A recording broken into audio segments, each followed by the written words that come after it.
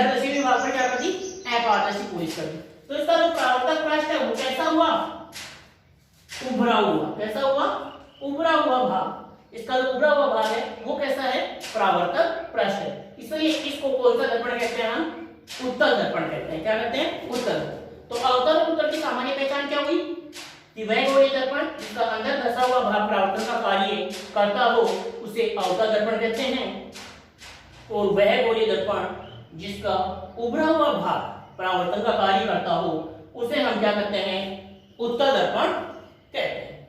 तो यहाँ पर अब आगे आपने इसको समझ लिया, आगे पहले लिखें इसको, पॉइंट डाले पहले दर्पण, पहले पॉइंट डालो दर्पण, और दर्पण में लिखो, दर्पण में लिखो यह एक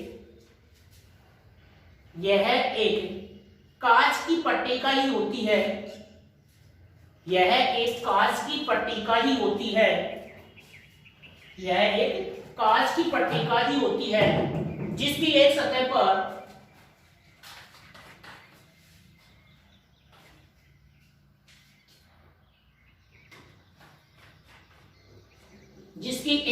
पर अपारदर्शी पदार्थ की, जिसकी एक सतह पर अपारदर्शी पदार्थ की पॉलिश की होती है, पॉलिश की हुई होती है। एक सतह पर अपारदर्शी पदार्थ की पॉलिश की होती है, तो उसकी दूसरी सतह परावर्तन का कार्य करती है, तो इसकी दूसरी सतह परावर्तन का कार्य करती है, परावर्तन का कार्य करती है। आगे अलग लाइन में लिखेंगे, परावर्तक के पृष्ठ के आधार पर, परावर्तक पृष्ठ के आधार पर,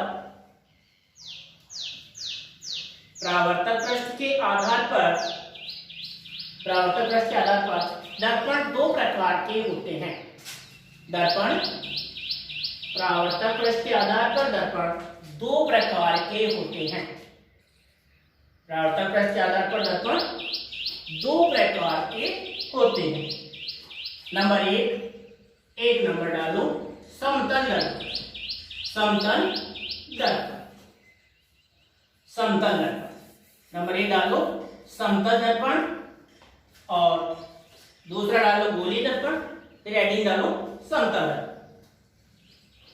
नंबर 1 समतल दर्पण, दूसरा है गोलीय दर्पण, और उसके बाद में हेडिंग डालो समतल दर्पण, समतल दर्पण। इसमें लिखो वह दर्पण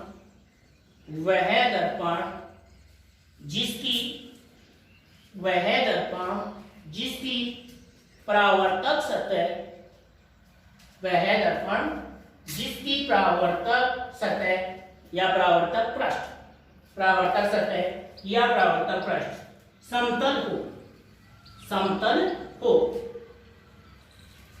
समतल हो, उसे समतल दर्पण कहते हैं, उसे समतल दर्पण कहते हैं, उसे समतल दर्पण कहते हैं, उसे समतल दर्पण कहते हैं। अब इसके बाद में इसके नीचे अलग लाइन में लिखूं, इससे जो मुख्य बातें वो लिखी हैं, कैसा प्रतिबिंब बनता है, किस प्रकार से प्रतिबिंब बनता है वो देखो। तो इसमें अलग लाइन में लिखूं, समतल दर्पण में प्रतिबिंब, समतल दर्पण में प्रतिबिंब, समतल दर्पण में प्रतिबिंब सदैव, प्रतिबिंब सदैव, प्रतिबिंब सदैव सीधा कोमा आभासी, सीधा कोमा आभासी व वस्तु के बराबर का बनता है, वह वस्तु के बराबर का बनता है, वस्तु के बराबर का बनता है, बराबर का बनता है। पूछा जा सकता है कि समतल दर्पण में प्रतिबिंब किस प्रकार का बनता है या प्रतिबिंब की प्रवृत्ति बताइए। तो कैसा बनता है प्रतिबिंब, सीधा बनता है, आभासी बनता है, और वस्तु के बराबर का बनता है या वस्तु के आकार का बनता है। फिर अलग लाइन में लिखो, अलग लाइन, वस्तु दर्पण के सामने, वस्तु दर्पण के सामने, वस्तु दर्पण के सामने जितनी दूरी पर स्थित होती है, वस्तु दर्पण के सामने जितनी दूरी पर स्थित होती है, जितनी दूरी पर स्थित होती है, प्रतिबिंब भी, प्रतिबिंब भी, प्रतिबिंब भी दर्पण के पीछे, प्रतिबिंब भी दर्पण के पीछे उतनी ही दूरी पर, प्रतिबिंब भी दर्पण के पीछे उतनी ही दूरी पर स्थित होता है, उतनी ही दूरी पर स्थित होता है। फिर तीसरी जो बात है वो ध्यान देना कि एक वस्तु है और उस वस्तु को आपको पूरा प्रतिबिंब देखना है, तो उसके लिए दर्पण की लंबाई कितनी होनी चाहिए, ये मुख्य बिंदु है, मुख्य पॉइंट है। कंपटीशन एग्जाम में भी आता है कि एक वस्तु का पूरा प्रतिबिंब देखने के लिए कितनी लंबाई का समतल दर्पण होना चाहिए। कि हमारे पास जैसे अम्मी है, ये मान लो हमारी लंबाई 6 फीट है और हमें अपना पूरा प्रतिबिंब देखना है, तो हमारे पास कितनी लंबाई का समतल दर्पण न्यूनतम होना चाहिए, कि कम से कम कितनी लंबाई का दर्पण हो जिसमें हम हमारा पूरा प्रतिबिंब देख सकते हैं। तो उसके लिए होता है कि वस्तु की लंबाई का आधा, कि वस्तु हमारे पास 3 फीट की है तो हमें दर्पण की आवश्यकता होगी कितनी, 1.5 फीट की, और अगर वस्तु 4 फीट की है तो हमें दर्पण कितना चाहिए, 2 फीट के कम से कम दर्पण होगा, तभी हमें वस्तु का पूर्ण प्रतिबिंब दिखाई देगा। अगर हमारे पास प्रतिबिंब से दर्पण छोटा हो तो पूरा प्रतिबिंब दिखाई नहीं दे। तो तीसरा पॉइंट क्या हुआ कि वस्तु का पूर्ण प्रतिबिंब देखने के लिए दर्पण की जो लंबाई है वो वस्तु की लंबाई की आधी होनी चाहिए। तो तीसरा बिंदु लिखो, किसी वस्तु का पूरा प्रतिबिंब देखने के लिए, किसी वस्तु का पूरा प्रतिबिंब देखने के लिए, पूरा प्रतिबिंब देखने के लिए दर्पण की लंबाई, दर्पण की लंबाई वस्तु की लंबाई की आधी होनी चाहिए। किसी वस्तु का पूरा प्रतिबिंब देखने के लिए दर्पण की लंबाई वस्तु की लंबाई की, वस्तु की लंबाई की आधी होनी चाहिए, लंबाई की आधी होनी चाहिए। सही। फिर एक चीज जो हमें चौथा जो अगली लाइन है उसमें देखेंगे क्या कि जो समतल दर्पण है उसमें पार्श्व परिवर्तन होता है, पार्श्व परिवर्तन होता है। तो पार्श्व परिवर्तन होता क्या है उसके बारे में हम देखेंगे। तो उसके बारे में क्या है कि समतल दर्पण में अगर हम किसी वस्तु को देखते हैं तो उसके पार्श्व जो है वो परिवर्तन हो जाते हैं। उसका दायां भाग है वो बायां दिखता है और जो बायां भाग है वो क्या दिखता है, दायां दिखता है। इसी घटना को क्या बोलते हैं, पार्श्व परिवर्तन कहते हैं। क्या बोलते हैं उसको, पार्श्व परिवर्तन। क्या कहते हैं उसको, पार्श्व परिवर्तन। तो अगली लाइन में लिखो, अगली लाइन में समतल दर्पण में, समतल दर्पण में वस्तु के, समतल दर्पण में वस्तु के दाएं भाग का, वस्तु के दाएं भाग का बायां दिखाई देना एवं दाएं भाग का बायां दिखाई देना एवं बाएं भाग का, एवं बाएं भाग का दायां दिखाई देना, एवं बाएं भाग का दायां दिखाई देना पार्श्व परिवर्तन कहलाता है, पार्श्व परिवर्तन कहलाता है, पार्श्व परिवर्तन कहलाता है। फिर आगे अगले ये चीज है जो हमने परावर्तन के प्रकार में नहीं देखी, वो देखते हैं यहाँ पर कि समतल दर्पण किस प्रकार का परावर्तन करता है। तो समतल दर्पण से हमेशा नियमित परावर्तन होता है। तो नियमित परावर्तन का मतलब है कि समतल दर्पण उसकी सतह समतल होती है, इसलिए अगर इस पर आने वाली प्रकाश की किरणें समांतर आपतित होती हैं तो जो परावर्तित प्रकाश की किरणें होंगी वो भी क्या होंगी, एक दूसरे के समांतर ही परावर्तित होंगी। तो इसमें जो आगे लाइन में लिखेंगे क्या कि समतल दर्पण के द्वारा नियमित परावर्तन होता है। तो आगे लिखा लाइन में समतल दर्पण द्वारा समतल दर्पण द्वारा नियमित परावर्तन होता है। समतल दर्पण द्वारा नियमित परावर्तन होता है। समतल दर्पण द्वारा नियमित परावर्तन होता है। ये हो गया हमारा समतल दर्पण। ये हो गया हमारा समतल दर्पण। इससे जो मुख्य मुख्य बातें थी वो। अब देखते हैं हम क्या गोलीय दर्पण। क्या देखते हैं? गोलीय दर्पण देखते हैं। गोलीय दर्पण से संबंधित कुछ परिभाषाएं देखते हैं।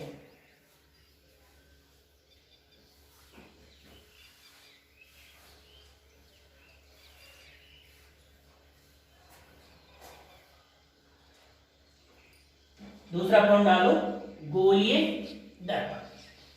गोलीय दर्पण और इसमें लिखो इसकी परावर्तक सतह गोल होती है। इसकी परावर्तक सतह गोल होती है। परावर्तक सतह गोल होती है। गोल होती। इसलिए इसे गोलीय दर्पण कहते हैं। गोलीय दर्पण कहते हैं। इसे गोलीय दर्पण कहते हैं। इसलिए इसे गोलीय दर्पण कहते हैं। इसलिए इसे गोलीय दर्पण कहते हैं। फिर आगे लाइन लिखो, यह दो प्रकार का होता है। यह दो प्रकार का होता है। यह दो प्रकार का होता है। नंबर 1 अवतल दर्पण और नंबर 2 उत्तल दर्पण। नंबर 1 है अवतल दर्पण और नंबर 2 है क्या? उत्तल दर्पण। पहला हेडिंग डालो अवतल दर्पण। पहला हेडिंग डालो अवतल दर्पण। अवतल दर्पण। अवतल दर्पण और इसमें लिखो वह गोलीय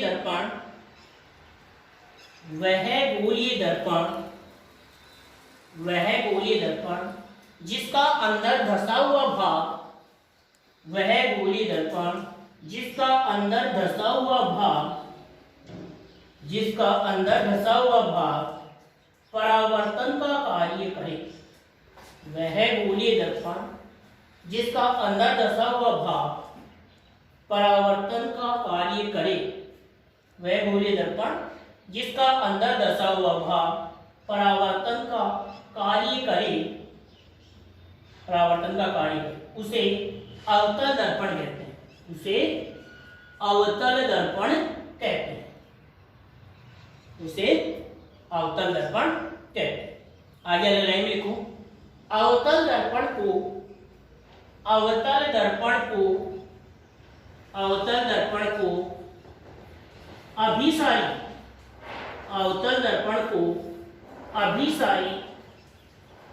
दर्पण भी कहते हैं। अवतल दर्पण को अभिसारी दर्पण भी कहते हैं। अवतल दर्पण को अभिसारी दर्पण भी कहते हैं। अवतल दर्पण को अभिसारी दर्पण भी कहते हैं। इसे आगे लिखो क्योंकि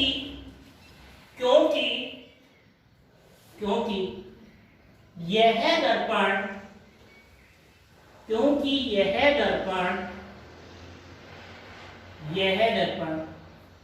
आपतित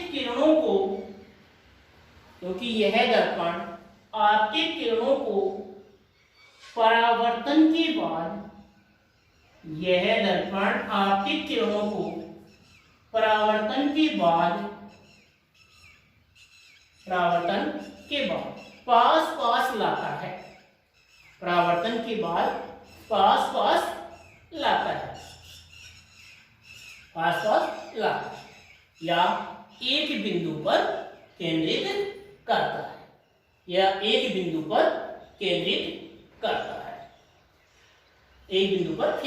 तो अवतल दर्पण है, उसका दूसरा नाम होता है अभिसारी दर्पण।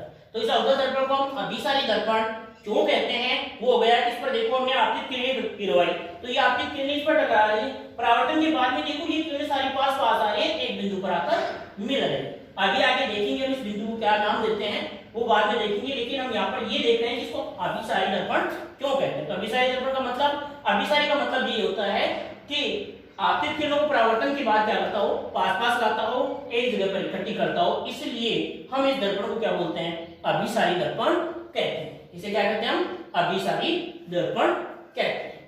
उसके बाद में दूसरा डालो वहां पे उत्तल दर्पण, दूसरा हेडिंग डालो उत्तल दर्पण। उत्तल दर्पण, और उत्तल दर्पण में लिखो वह गोलीय दर्पण, वह गोलीय दर्पण जिसका उभरा हुआ भाग,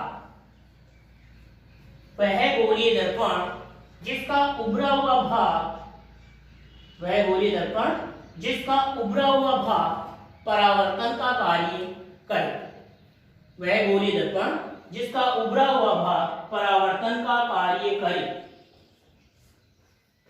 वह गोलीय दर्पण जिसका उभरा हुआ भाग परावर्तन का कार्य करे, उसे उत्तल दर्पण कहते हैं, उसे उत्तल दर्पण कहते हैं, उसे उत्तल दर्पण कहते हैं। फिर अगले लाइन में लिखना उत्तल दर्पण को, उत्तल दर्पण को अपसारी, उत्तल दर्पण को अपसारी दर्पण भी कहते हैं, उत्तल दर्पण को अपसारी दर्पण भी कहते हैं, उत्तल दर्पण को अपसारी दर्पण भी कहते हैं। क्योंकि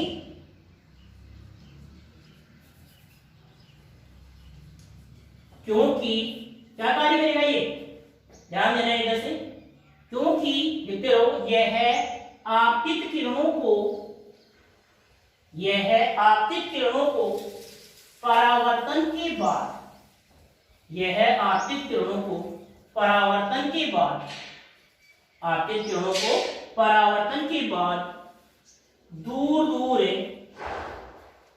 आपतित किरणों को परावर्तन के बाद दूर दूर फैला देता है, आपतित किरणों को परावर्तन के बाद दूर दूर फैला देता है, इसलिए इसे क्या नाम दिया गया है, अपसारी दर्पण भी कहते हैं। क्या कहते हैं इसको, अपसारी। अपसारी का मतलब होता है फैलाना और अभिसारी का मतलब होता है इकट्ठा करना।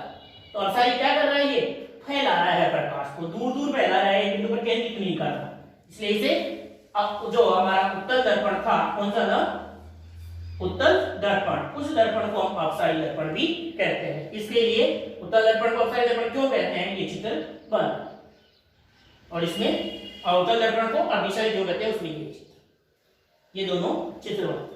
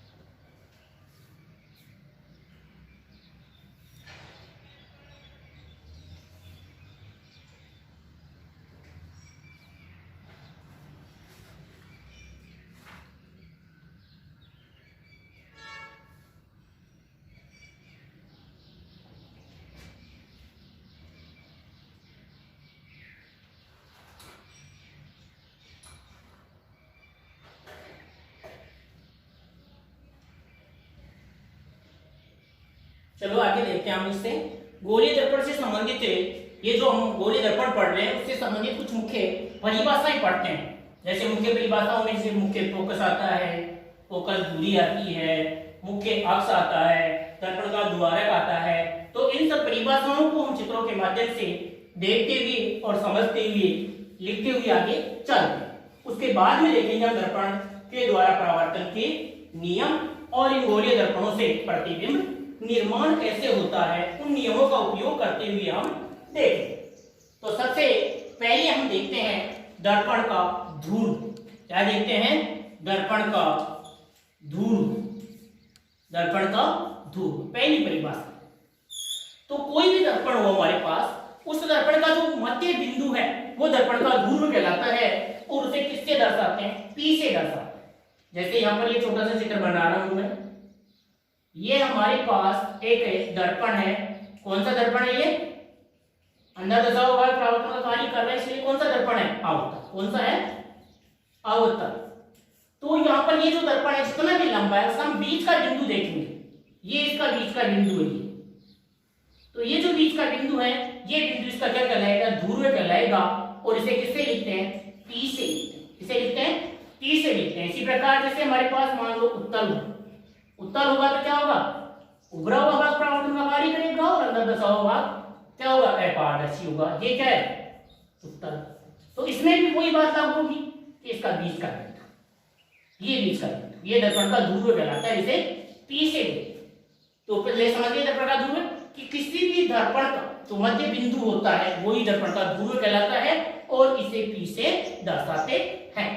तो पहला डालो दर्पण का ध्रुव, ध्रुव, और ध्रुव में लिखो ध्रुव। दर्पण का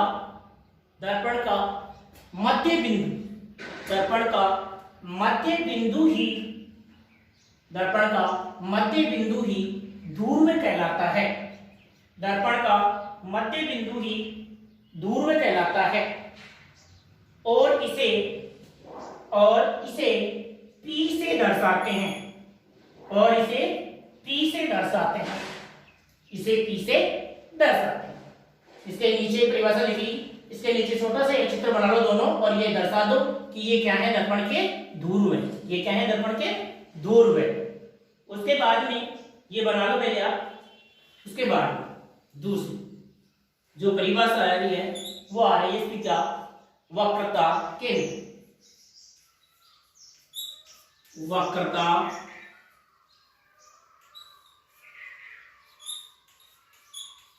केंद्र, वक्रता केंद्र, वक्रता केंद्र।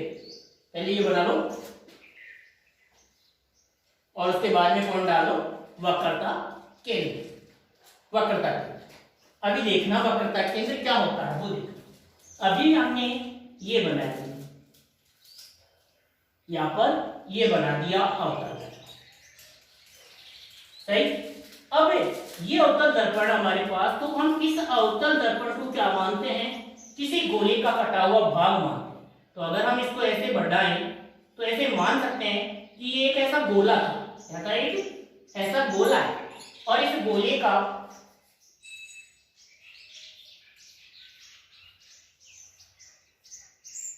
ये एक गोला है और इस गोले का जो ये कटा हुआ भाग है वो है दर्पण।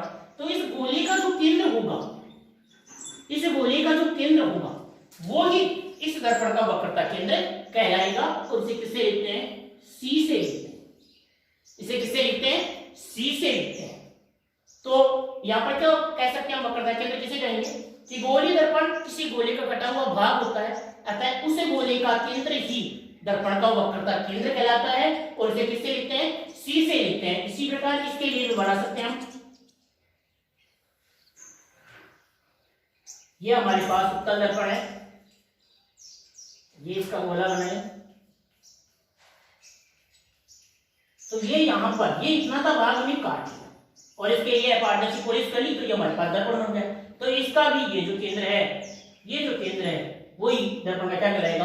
वक्रता केंद्र है। तो वक्रता केंद्र कौन डाले? समझ गए ना कि गोले दर्पण है, किसी गोले का कटा हुआ भाग माना जाता है, अतः इसे गोले का जो केंद्र है वही दर्पण का वक्रता केंद्र कहलाता है और इसे हम किससे लिखते हैं? C से लिखते हैं। तो हेडिंग डालो वक्रता केंद्र, और यहाँ वक्रता केंद्र के यही कोष्टक में लिख सकते हो C, वक्रता केंद्र, और यहाँ C इससे दर्शाएंगे से C से। इसमें लिखो गोलीय दर्पण,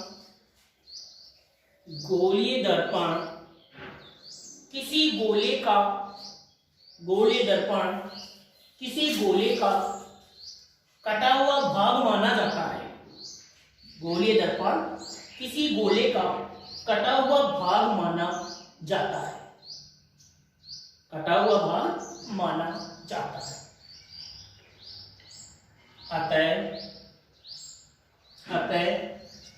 उस गोले का, अतः उस गोले का केंद्र ही, अतः उस गोले का केंद्र ही अतः उस गोले का केंद्र ही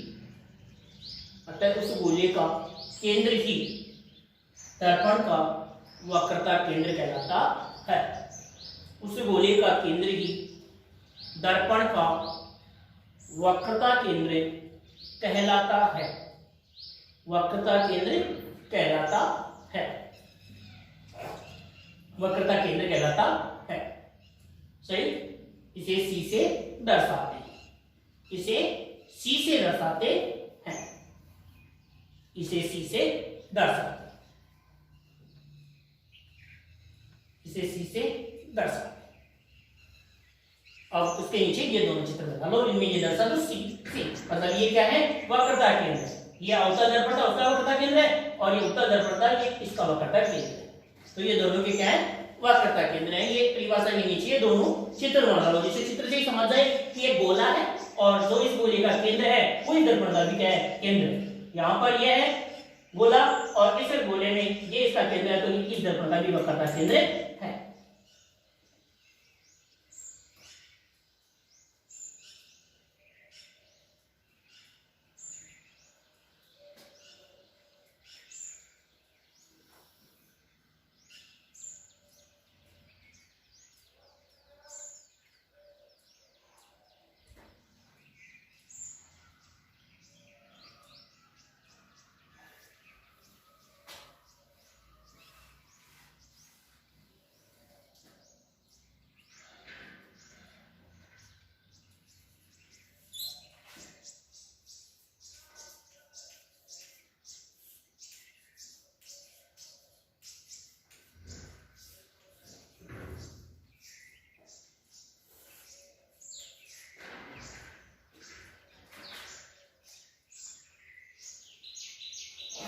देखो बना लिया।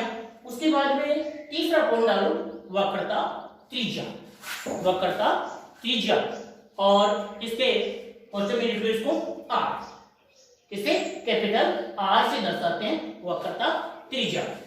तो वक्रता त्रिज्या क्या होगी? सुनना, यहाँ ये गोले है तो इस गोले का केंद्र बिंदु से परिमित का भाग ये भाग है, तो इस गोले की जो त्रिज्या है वो क्या कहलाएगी? इसकी वक्रता त्रिज्या।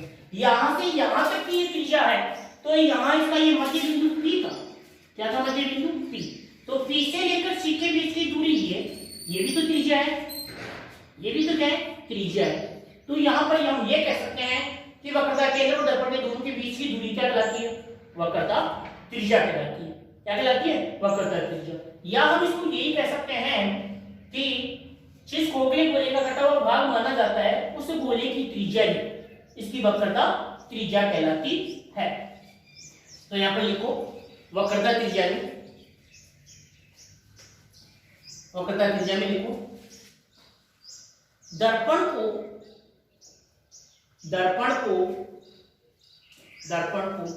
जिस गोले का कटा हुआ भाग माना जाता है, दर्पण को जिस गोले का कटा हुआ भाग माना जाता है उस गोले की त्रिज्या ही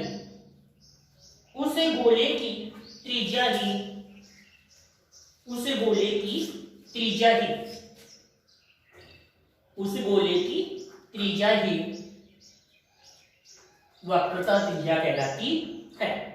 उस गोले की त्रिज्या ही वक्रता त्रिज्या कहलाती है।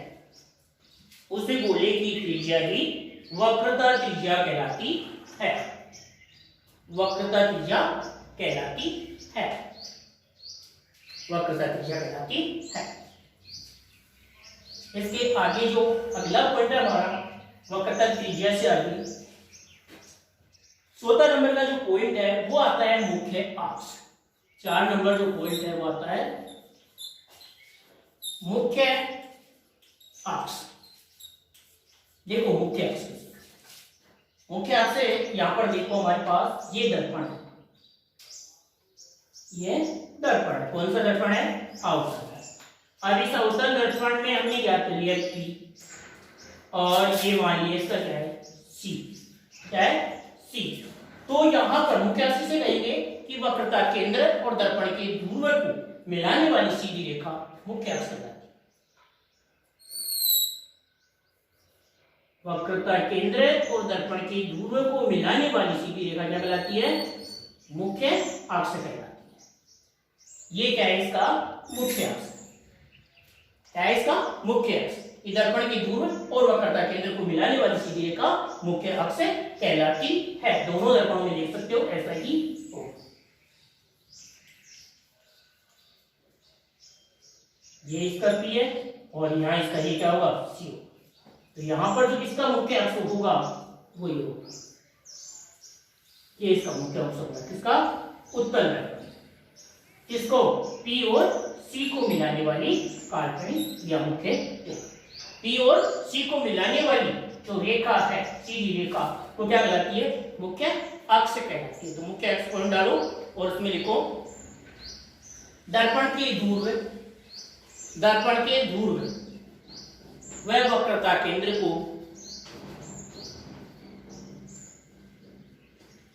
दर्पण के ध्रुव व वक्रता केंद्र को दर्पण के ध्रुव व वक्रता केंद्र को मिलाने वाली दर्पण के ध्रुव व वक्रता केंद्र को मिलाने वाली सीधी रेखा मुख्य अक्ष कहलाती है। सीधी रेखा मुख्य अक्ष कहलाती है।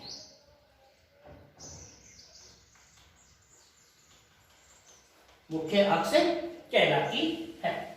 उसके बाद में ये चित्र बना लो, इसमें ये मुख्य अक्ष है, उसमें ये मुख्य अक्ष है। ये क्या है? इसके मुख्य अक्ष है। अवतल उत्तल कैसे? C और P को मिलाने वाली ये सीधी रेखा, ये कहला रही है क्या? मुख्य अक्ष। मुख्य अक्ष इसको मिलाने वाली C और P को मिलाने वाली, शॉर्ट में कह सकते हो C और P को मिलाने वाली सीधी रेखा मुख्य अक्ष कहलाती है। तो ये दोनों चित्र बना लो मुख्य अक्ष के बाद। और उसके बाद में जो अगला पांचवा पॉइंट आएगा, चलिए बनाना, वो है मुख्य फोकस। मुख्य फोकस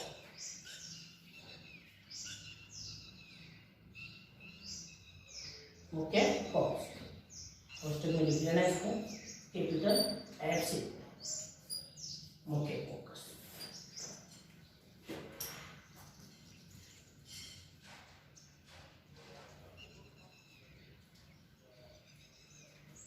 मुख्य फोकस ये बना लिया। तो उसके बाद में डालो पॉइंट मुख्य फोकस और कोष्टक में लिख लो F, मुख्य फोकस, और उसके कोष्टक में लिख लो F।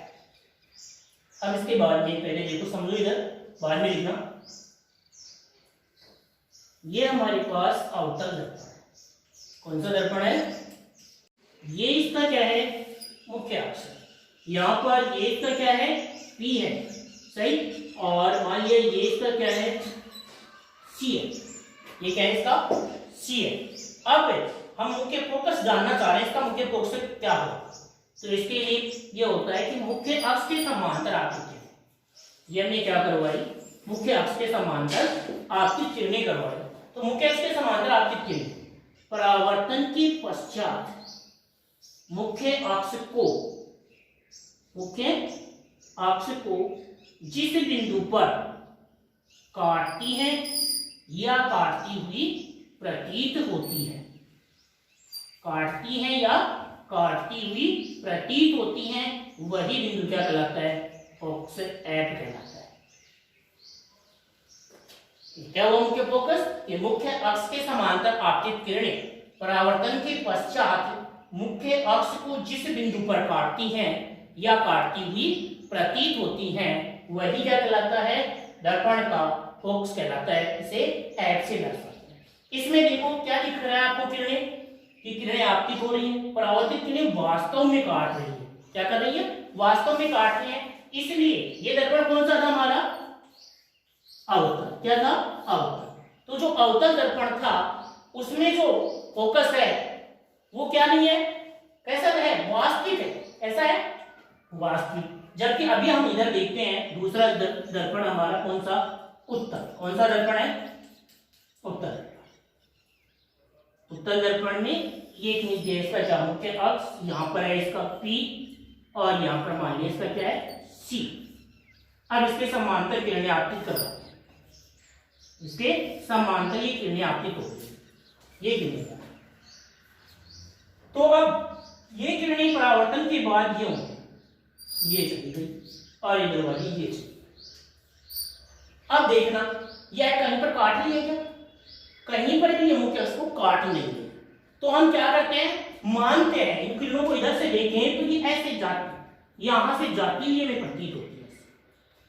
तो हमें ये आभास होता है कि ये किरणें ऐप से जा रही है। कहां से जा रही है? ऐप से जा रही है, इसलिए इसमें यहां पर फोकस बना।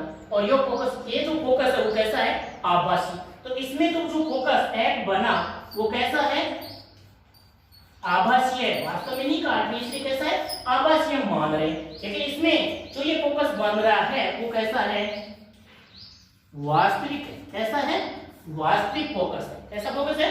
वास्तविक फोकस है। तो आप पहले मुख्य फोकस की परिभाषा लिखें, बाद में चित्र बनाएं। तो पहले डालो पॉइंट मुख्य फोकस, पोस्ट में लिखना है। इसमें लिखो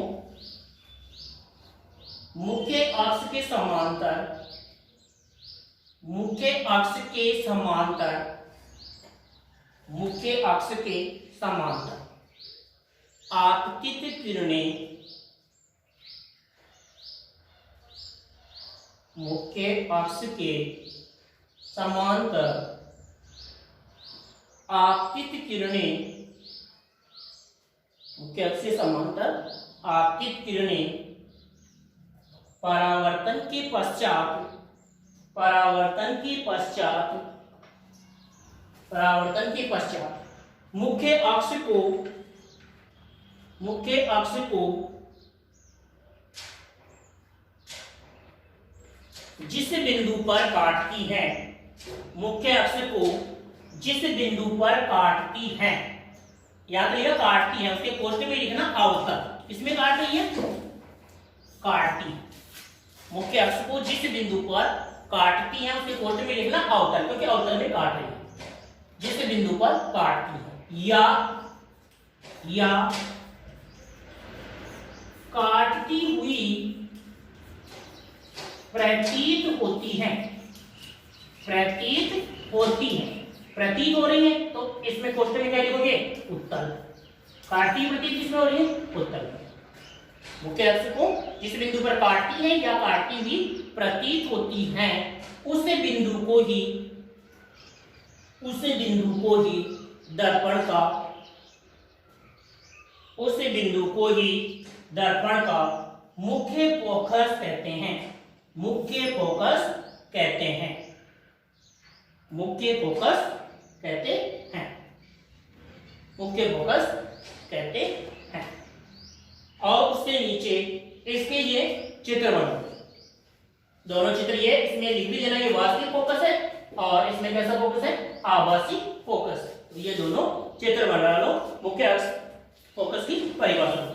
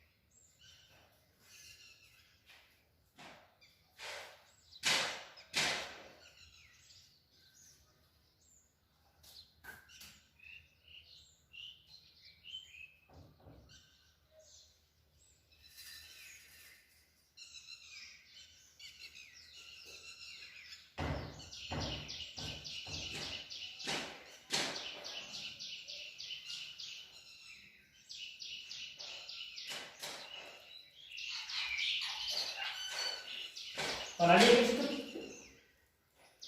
जल्दी से बनाओ फिर आगे देखते हैं। अगला जो पॉइंट देखेंगे हम, ये बना लो आप। छठवां जो पॉइंट है वो है हमारा फोकस दूरी। फोकस दूरी, फोकस अगला जो पॉइंट है वो है फोकस दूरी।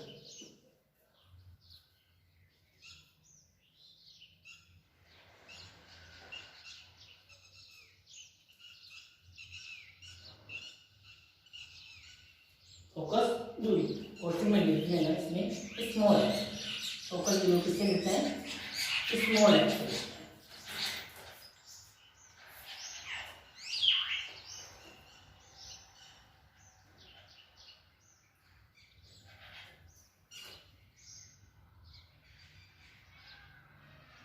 फोकस दूरी डालो, अगला पॉइंट डालो फोकस दूरी, अगला पॉइंट डालो फोकस दूरी। और इसमें लिखो फोकस दूरी में क्या लिखोगे? देखो क्या होता है, इधर देख लो, ये हमारा दर्पण है, ये हमारा दर्पण है, और इस दर्पण में ये इसका P है और ये इसका C, और यहाँ पर आ गया हमारे पास क्या? Focus F। क्या आ गया? Focus F। तो अब हम फोकस दूरी जो है वो क्या बता रहे हैं कि P और F के बीच की दूरी, ये दूरी, ये जो F है ये इतना सा, यहाँ से यहाँ तक की जो दूरी है वो F है, फोकस दूरी है। तो यहाँ पर हम फोकस दूरी किसे कहेंगे? कि दर्पण के ध्रुव व मुख्य फोकस के बीच की दूरी। दर्पण के ध्रुव व मुख्य फोकस के बीच की दूरी फोकस दूरी कहलाती है, और इसे F से दर्शाते हैं। इसे किससे दर्शाते हैं? F से दर्शाते हैं। तो अगली जो परिभाषा है फोकस दूरी, फोकस दूरी डालो और उसमें लिखो दर्पण के ध्रुव व मुख्य फोकस, दर्पण के ध्रुव व मुख्य फोकस के बीच की दूरी, दर्पण के ध्रुव व मुख्य फोकस के बीच की दूरी, बीच की दूरी क्या कहलाती है? बीच की दूरी फोकस दूरी कहलाती है, फोकस दूरी कहलाती है, फोकस दूरी कहलाती है, फोकस दूरी कहलाती है, फोकस दूरी कहलाती है, फोकस दूरी कहलाती है, फोकस दूरी कहलाती है। सही?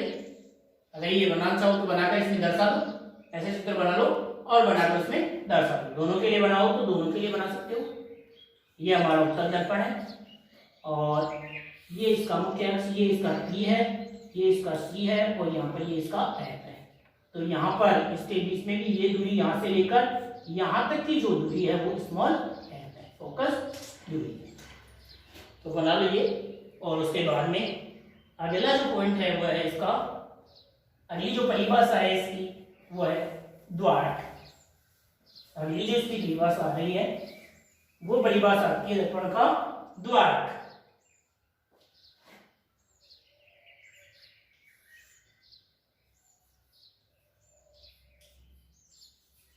द्वारक, द्वारक,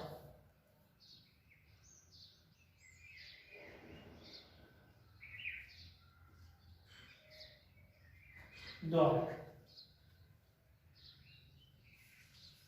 देखो किसे कहते हैं द्वारक, सुनना। अभी हमारे पास ये दर्पण है,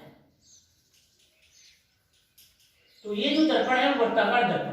तो इस वृत्ताकार जो दर्पण की जो सीमा रेखा है उसका जो व्यास है, जैसे हमने यहां पर से यहां तक m और ये n, तो ये जो m और n यहां से यहां तक की जो ये पूरी परावर्तक जो सतह है वो दर्पण क्या कहलाती है? द्वारक कहलाती है। तो क्या कह सकते हैं कि दर्पण का संपूर्ण परावर्तक पृष्ठ, दर्पण का संपूर्ण परावर्तक पृष्ठ उस दर्पण का द्वारक कहलाता है। जैसे इस दर्पण में क्या है? m और n, दर्पण का क्या है? द्वारक है। तो किसे कहते हैं दर्पण का द्वारक? कि दर्पण का संपूर्ण परावर्तक पृष्ठ, या दूसरा क्या कह सकते हैं कि दर्पण की वृत्ताकार सीमा रेखा का व्यास, दर्पण की वृत्ताकार सीमा रेखा का व्यास क्या होता है? दर्पण का द्वारक होता है। कौन डालो द्वारक और इसमें लिखो द्वारक में दर्पण की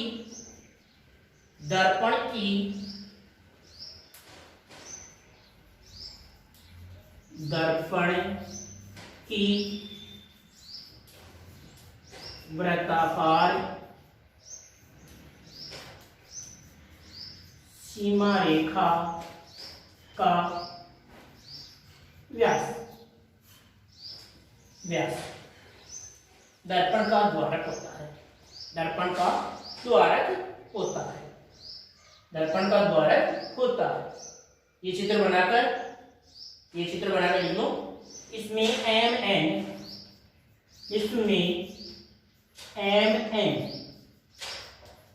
दर्पण का द्वारक है। इसमें MN दर्पण का द्वारक है। मतलब यहां से यहां तक की जो दूरी, यहां से लेकर यहां तक की जो दूरी है M और N, ये क्या कहलाएगी? दर्पण का द्वारक है।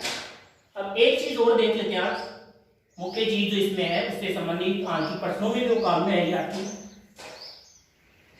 उसके बाद में हम गोलीय दर्पण से परावर्तन के नियम और उनसे प्रतिबिंब निर्माण पढ़ेंगे, लेकिन उससे पहले हम एक मुख्य चीज जो है वो पढ़ते हैं जो हमें आंशिक प्रश्नों में काम में आएगी।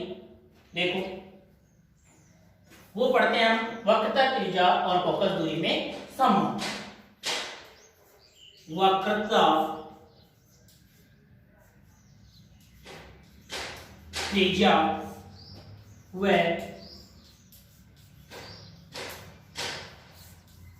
फोकस दूरी में संबंध। वक्रता त्रिज्या व फोकस दूरी में संबंध। वक्रता त्रिज्या और फोकस दूरी में संबंध। वर्ण डालो, वक्रता त्रिज्या और फोकस दूरी में संबंध। वक्रता त्रिज्या और फोकस दूरी में संबंध। देखो, वक्रता त्रिज्या और फोकस दूरी में संबंध क्या होता है वो देखना। R बराबर होता है क्या? 2f। R बराबर क्या होता है? 2f। तो इसे अगर हम इसको, ये जो हमारे पास स्टेप है R बराबर 2f, इसको अगर हम परिभाषित करें तो क्या कहेंगे कि वक्रता त्रिज्या फोकस दूरी के दो गुने के बराबर है। दो गुने के बराबर है कि अगर हमें कहीं भी प्रश्न में अगर हमें वक्रता त्रिज्या दी हुई हो और फोकस दूरी पूछे, क्या हो? अगर फोकस दूरी दे दे, वक्रता त्रिज्या पूछ ले, तो उसको 2 से गुणा करेंगे। क्या करेंगे? 2 से गुणा। जैसे हमारे पास ये आ गया कि 10 सेमी फोकस दूरी वाले दर्पण की वक्रता त्रिज्या होगी। तो यहाँ पर f बराबर मान लीजिए कितना? 10 सेमी। और क्या पूछ रहा है? R बराबर क्या है? तो संबंध हमारा क्या है? R बराबर 2f। तो इसके बाद में हमें R बराबर 2f का मान है क्या? f का मान कितना है? 10। तो R बराबर कितनी आएगी? 20 से। ये भी शॉर्ट में लिख लेंगे आप, जिससे समझ में आ जाए कि वक्रता त्रिज्या और फोकस दूरी में क्या संबंध होता है। एक संबंध और है, पहले ये लिख लिया। ऐसे कैसे लिख लो? R बराबर 2f और इसमें लिख लो वक्रता त्रिज्या फोकस दूरी के 2 गुने के बराबर होती है। 2 गुने के बराबर होती है। और फिर लिख देना ये 10 सेमी फोकस दूरी वाले दर्पण की वक्रता त्रिज्या क्या होगी? और फिर ये लिख देना उसका, क्योंकि f का मान दे रखा है। तो हमारे पास संबंध है R बराबर 2f, तो R बराबर 2 गुना 10 कितनी हो गई? 20 से। ये ऐसे जैसे इसको उतार, फिर इसका दूसरा संबंध और बताते हैं।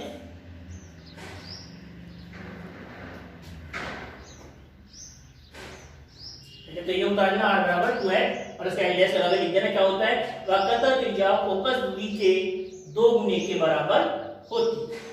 फिर इसके नीचे का लाइन में लिखना 10 सेमी फोकस दूरी वाले दर्पण की वक्रता त्रिज्या क्या होगी। फिर उसके नीचे ये हल लिख देना कि m बराबर 10 सेमी है, r बराबर हमें ज्ञात है, तो हमारा संबंध है r बराबर 2 है, तो r बराबर 2 गुना क्या हो गया, m का मान रख देंगे 10, तो कितना हो गया r बराबर 20 सेमी। देखो लिख लिया, अब चले आगे। देखो आगे देखते हैं हम दूसरा जो संबंध है, इसी को बदल कर दूसरा संबंध भी बता दिया जाता है कि कभी कभार फोकस दूरी दे दी जाए, क्या दे दी जाए, फोकस दूरी दे दी जाए, वक्रता त्रिज्या पूछ ले तो क्या होता है। तो देखो f बराबर संबंध होता है क्या, r/2, f बराबर संबंध क्या होता है, r/2। तो अब क्या लिखेंगे हम कि फोकस दूरी क्या पूछ रहा है इस संबंध में, अरे इस संबंध में r पूछ रहा था, तो r क्या है, फोकस दूरी के 2 गुने के बराबर है ना, इसमें पूछ रहा है फोकस दूरी, तो फोकस दूरी किसके है, r/2, मतलब वक्रता त्रिज्या की आधी। तो यहां पर हम लिखेंगे फोकस दूरी वक्रता त्रिज्या की आधी होती है, आधी होती है। और उसके नीचे आप ये लिख देंगे क्या, 20 सेमी वक्रता त्रिज्या वाले दर्पण की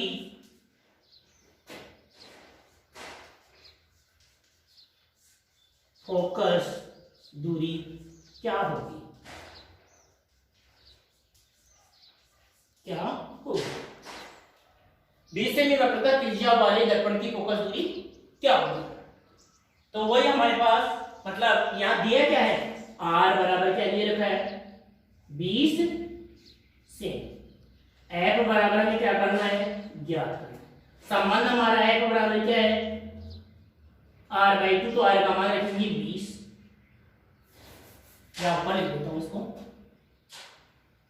मतलब यहां पर हम लिख रहे हैं क्या r, f बराबर, तो f बराबर संबंध है हमारा r/2, r का मान हमारे पास आ गया 20, तो हम इसको आगे क्या लिख सकते हैं, f बराबर 20/2, तो f बराबर कितना आ गया 10 सेमी, ये आंसर है। ये लिख लें। इसके साथ ही हमारी वो गोलीय दर्पण से संबंधित महत्वपूर्ण परिभाषा थी वो पूरी हो गई। उसके बाद हम देखेंगे गोलीय दर्पणों से परावर्तन के नियम तक, और फिर गोलीय दर्पण से परावर्तन के नियम के बाद में हम गोलीय दर्पणों से देखेंगे प्रतिबिंब निर्माण, और फिर देखेंगे हम गोलीय दर्पणों से प्रतिबिंब निर्माण के बाद में गोलीय दर्पणों का उपयोग देखेंगे। उसके बाद में हम दर्पण सूत्र देखेंगे और गोलीय दर्पण में हम आवर्धन पढ़ेंगे, और उसके बाद में हम इससे संबंधित गोलीय दर्पण के जो सूत्र हैं या आवर्धन है उससे संबंधित आंतरिक प्रश्न है वो करेंगे हम कल, अभी जो क्लास लेंगे उसमें। तो अभी आप ये उतार ले पहले, उसके बाद में देखो।